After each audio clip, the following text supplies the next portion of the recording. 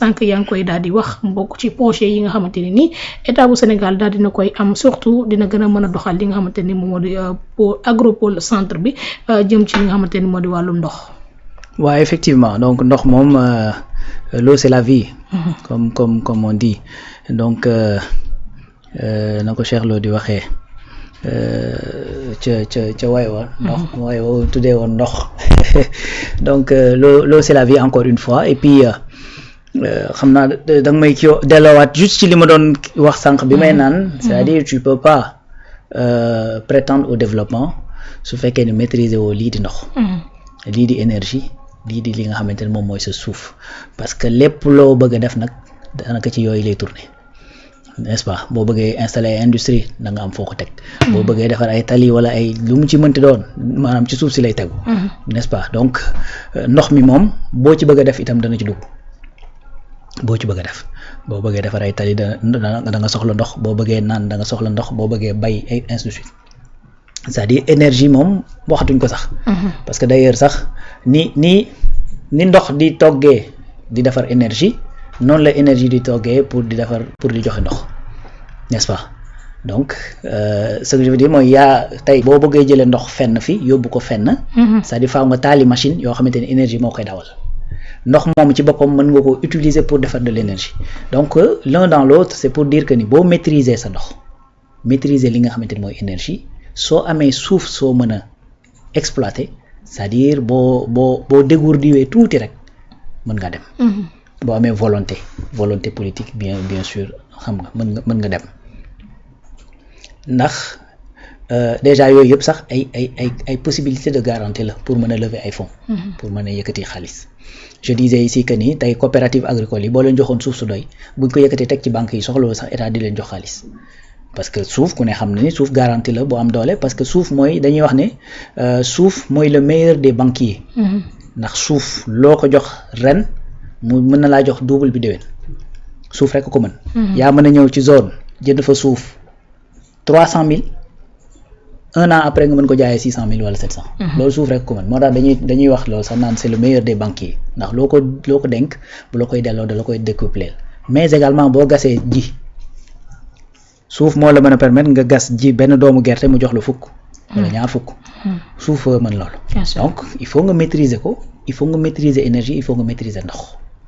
léegi ñun chance bi ñu yàlla defal mooy que ni Sénégal yooyu yëpp da cee am Sénégal dañoo bari ndox dañoo am énergie boo xamante ni lu ci bari sax exploité wuñ ko rien que le soleil on l'exploite pas 3000 heures d'ensoleillement par an la ñu am plus de 3000 heures d'ensoleillement par an c'est-à-dire le Sénégal 300 heures la soxla à peu près 300 heures d'ensoleillement pour électrifier tout le Sénégal à partir du soleil ça je parle sous le contrôle du professeur Antoine Coumba Ndoffène Diouf nga xamante ne da cee def ay études yu sore moo nekkoon le directeur bu département bu sciences de la vie et de la terre bu université bu Greensboro ay études yu bari la ci def Tourbe également am na fii benn suuf su tudd Tourbe boo xamante ne mi ngi dans les zones des Niayes également dafa loo mën a utiliser pour def énergie bien que actuellement gars yi dañuy wax ne dafay polluer et cetera mais loolu ñi koy wax mooy les pays qui sont déjà développés Tourbe ay des millions de tonnes de réserve lañ ci am géej gi ndox mi ku ne xam na ni fleuve bi bu day def boo ci defee barrage Éthiopie ngi na le barrage lañ def boo xamante ni 5 milliards de dollars lañ ci dugal pour def de l'énergie n'est-ce pas donc beneen affaire mooy suuf si donc énergie am nañ ci comme je disais on a la chance énergie am nañ ci donc gaz beeg pétrole bi mu ngi fi déjà suuf daanaka Sénégal yëpp dafa plat Sénégal presque fu ñu mënta bayee sax daanaka am bariwu fi presque fu ne mën nañ faa bay donc am nañu suuf ba pare am sous-sol également am ay mines ay production minière boo xamante ni mi ngi fi également on te parle de 37 minerais certifiés tu vois donc daanaka presque fépp mën nañ fa bay dañoo plat Sénégal dafa plat léegi qu'est-ce qui reste mooy l'eau ndox am nañ ko c'est-à-dire y a de ces zones tey boo déggee quartier bu ñu ne la Wakhinane ça veut tout simplement dire boo waxee mën a naan tu vois donc la nappe phréatique soriwul am nañ fi ay nappe bien que am na ci yoo xamante ne nag dañoo contaminé surtout la nappe de Dakar loolu tax tey Dakar yow nga mën a am quartier bu tudd Wakhinane te muy am problème ndox n'est-ce pas parce que bon bref contamination bi ci am ak ñoom seen maintenant kon ndox manqué wu fi am nañ géej 700 kilomètres de côte le fleuve tracé bi yëpp y a hier quelqu'un qui me disait que on a 500 kilomètres je crois de côte ci fleuve beeg ñoom seen fleuve bi mi ngi fi. ñu am fleuve Sénégal am fleuve Gambie am fleuve Casamance am ay bras de mer Sine Saloum. n'est-ce pas donc loolu il faut tout simplement état dox ci ngir mën a maîtriser ndox moom beneen affaire mooy li ñuy perte ci ndox rien que le fleuve Sénégal li ñu ciy perte ci ndox kenn xamul nan la toll parce que fleuve day dem tuuru ci océan Atlantique. donc loolu ay xalaat war nañ ko cee mën a def moom moo taxoon ñu doon wax ay revitalisation des vallées fossiles ak ñoom seen donc loolu moo tax également ñuy wax le projet Aquapower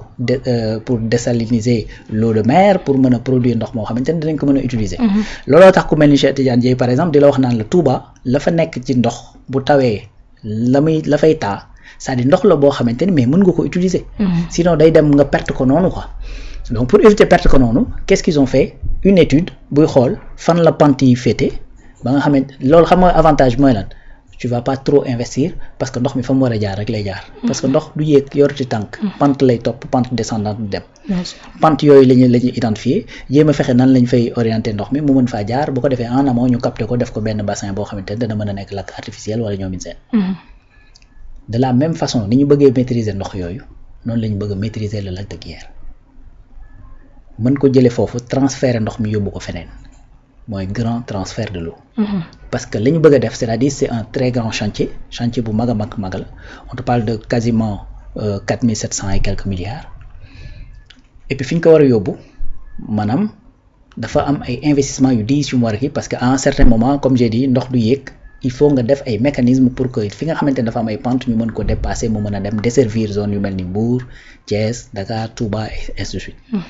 et que l'autre avantage premier avantage mooy que ni da nga mën a permettre zone yooyu dootu ñu amati problème accès à l'eau potable loolu mooy première chose parce que yooyu ay centres urbains lañ. deuxième chose ñi nga xamante ne dañoo nekk ci wetu lac de Guiers bi wala soriwuñ ko tuyaux yi di leen romb di dem di desservir yeneen i réew yeneen i dëkk te ñoom ñu am problème mu am accès ci ndox c'est-à-dire cette injustice da nga koy régler moo tax toujours le mot équité territoriale di ñëw di nga fexe transférer ndox moomu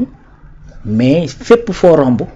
def ay embranchement ay sorties yoo xamante ne dana mën a permettre dëkk yooyu ñoom it ñu mën a jot ci ndox mi de telle sorte que danañ ci mën a jot ci eau potable mais danañ jot ndox moo xamante ne également dana mën a permettre ñu bay wala ñu wëgg jur gi zone Linguère beeg ñoom seen loolu mooy objectif bi ñuy poursuivre ci li nga xamante ni moom mooy GTE grand transfert de l'eau faire de telle sorte que zone yi nga xamante ni centre urbain yi nga xamante ni dañuy am problème accès à l'eau ñu mën a régler seen problème mais en même temps surtout kii bi parcours bi ci tracé bi yëpp dëkk boo xamante ni moom la ñu romb ñu fexe également mu branché wu bay mën a jot moom ci ndox mi di ci mën a bay di ci mën a également wëgg ay juróom mais également di ko mën a utiliser parce que encore une fois l'eau c'est la vie loolu nag boo ko defee c'est-à-dire da ngay immédiatement multiplier la productivité des gens beneen affaire mooy que da ngay mën a sédentariser ñenn ñi tey benn sàmmkat boo xamante ni au gré effectivement des saisons il faut mu dem wuti ndox fee wala mu dem fële wuti fa pâturage su boobaa dafay mën a am espace boo xamante ni day mën a utiliser ndox moom pour am fa pâturage donc koy mën a sédentariser fixé ko boo ko fixé c'est-à-dire li ngay njëkk a def mooy coono ga mu daan daj pour di dem ci àll beeg yu ne mel temps ba mu daan perte da koy mën a concentré wu ci lii production am de facto bu amee accompagnement bi ci war état taxaw ci ni mu ci war a taxawee c'est-à-dire sa production mën na yokk tout simplement et que effectivement valeur bi muy produire également yokk et de ce fait li jëm ci wàllu jur geeg ñoom seen da nga mën a def de telle sorte que gap bi ñu am fii ci Sénégal ñu mën ko résorber peut-être fii ak 20 ans fii ak quelques années ci kanam. parce que aujourd'hui c'est une insécurité pour le Sénégal bu feetu tabaski jotee bu la Mali joxul xar Mauritanie joxul xar da ngay am jafe-jafe. n'est-ce pas donc tey bu fekkoon dañoo ñëw benn tabaski Mali am yëngu-yëngu ba fa am wala mu am nu mu demee wala dara ñu téye effectivement wala Niger wala Mauritanie su boobaa tout simplement le Sénégal dafay am problème pour accéder effectivement ci loolu nga xamante ne mooy xar yi. loolu nag il faut nga def politique boo xamante ne da koy mën a renverser loolu dafa bokk ci li GTA c'est-à-dire GTA jàppal ni du juste jël ndox fële.